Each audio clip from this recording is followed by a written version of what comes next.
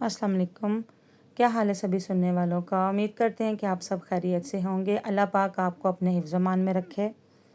जादू का असर किन लोगों पर होता है? नाज़रीन, जादू दो किस्म का होता है। एक वो जो जिन्नात के ज़रिए होता है और दूसरा जिसे हम शोबत-ए-बाज़ी कहते हैं। शोबत-ए-बाज़ी की फिर दो किस्में हैं।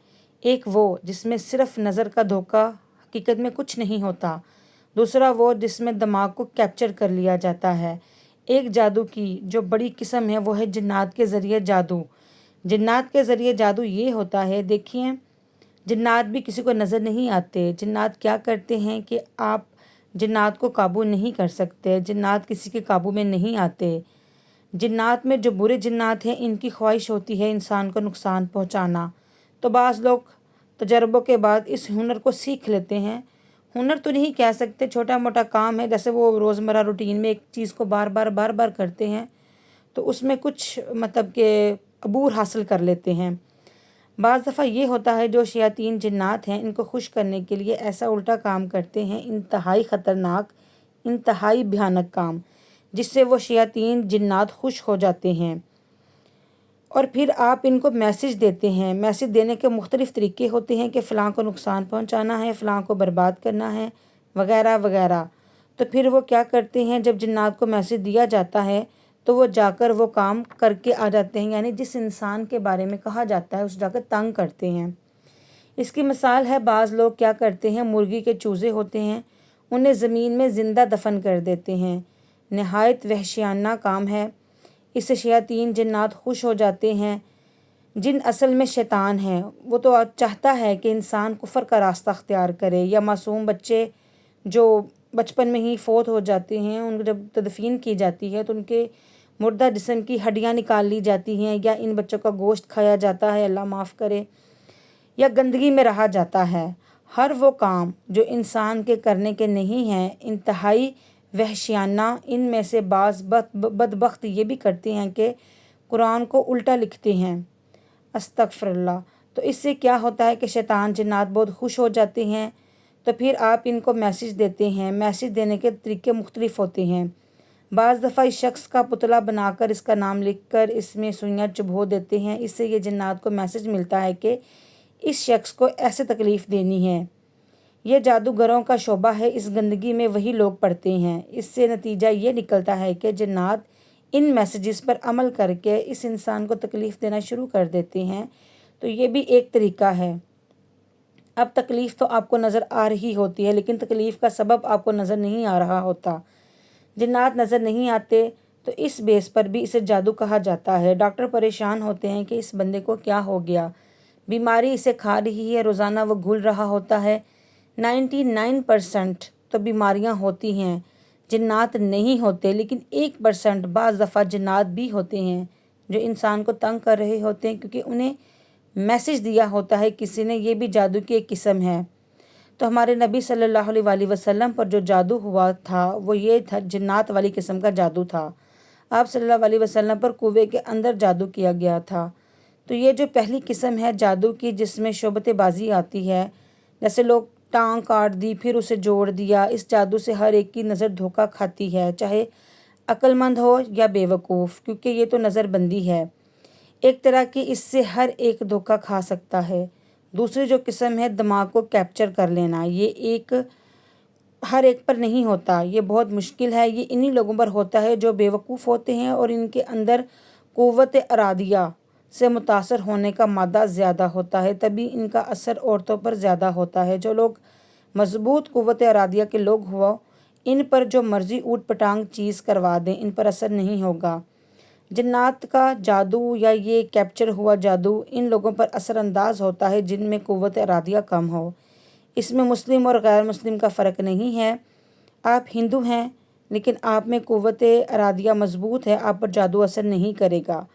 आप मुस्लिम हैं, हर वक्त आमलों के चक्कर में पड़े हुए हैं, हर वक्त जब जिन भूतों से डरते रहना, तो आप पर इसका अमल या इसका असर लाजमी होगा। लोग समझते हैं नेक इंसान पर इसका असर नहीं होता। नेक होना ताल्लुक़ नहीं है।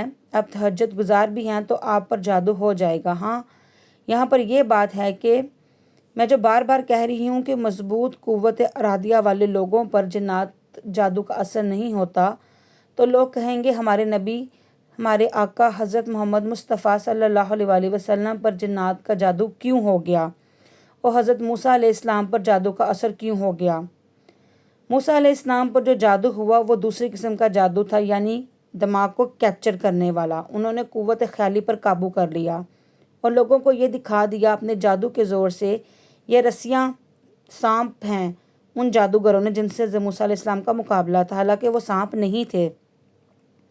حضرت موسیٰ علیہ السلام کو دماغ کو کیپچر کر لیا تھا۔ سوال یہ پیدا ہوتا ہے کہ موسیٰ علیہ السلام پر جادو کیسے ہوا؟ ان کی تو قوت ارادیہ بڑی مضبوط تھی۔ اس کا جواب یہ ہے، یہ اثر اللہ نے ایک حکمت سے ہونے دیا، کیونکہ یہاں ایک معجزہ ظاہر کرنا تھا۔ اگر حضرت موسیٰ علیہ السلام پر خوف طاری نہ ہوتا، بالکل کانفیڈنس سے کھڑے ہوتے، تو فرعون نے جو الزام لگایا تھا کہ یہ نورہ کشتی ہے، تو لوگ اس الزام کو برحق سمجھنے لگتے۔ لوگ کہتے کہ موسیٰ علیہ السلام پر تو کوئی اثر نہیں ہوا، اس کا مطلب وہ جانتے تھے کہ یہ جادو ہے، حقیقت نہیں ہے۔ تو جادوگر ہی یہ جان سکتا ہے کہ یہ جادو ہے، مطلب معاذ اللہ یہ بھی جادوگر ہے۔ اس لیے اللہ نے موسیٰ علیہ السلام پر اس کا اثر کروا دیا اور موسیٰ علیہ السلام کے دل میں خوف پیدا ہوا اور گھبرانے لگے۔ کیا ہو رہا ہے؟ یہ سانپ میری طرف لوٹ رہے ہیں۔ اس حکمت سے حضرت موسیٰ علیہ السلام پر جادو کا اثر ہوا۔ اسی طرح ہمارے نبی حضرت محمد مصطفیٰ صلی اللہ علیہ وسلم پر یہودی الزام لگاتے تھے کہ آپ جادوگر ہیں۔ اسی لیے اللہ نے آپ صلی اللہ علیہ وسلم پر جادو کا اثر ہونے دیا تاکہ لوگوں کو یقین آ جائے کہ آپ جادوگر نہیں ہیں، کیونکہ جادوگر پر جادو کا اثر نہیں ہوتا۔ وہ تو حقیقت سمجھ رہا ہوتا ہے تو وہ توڑ کر لیتا ہے، کچھ بھی کر لیتا ہے۔ تو یہ حکمت تھی، ورنہ جادو اتنی آرام سے نہیں ہوتا جتنا لوگوں نے فرض کر لیا ہے۔ نہ کسی پر جنات بھیجنا اتنا آسان ہے، نہ کسی کو کیپچر کرنا اتنا آسان ہے۔ آپ کی قوت ارادی مضبوط ہے تو یہ چیزیں اثر نہیں کرتی۔ یہاں اہم بات سمجھنا ضروری ہے کہ کیا جادو سے کسی کو حقیقت کو چینج کیا جا سکتا ہے یا نہیں؟ یہ بھی بہت اہم ٹاپک ہے۔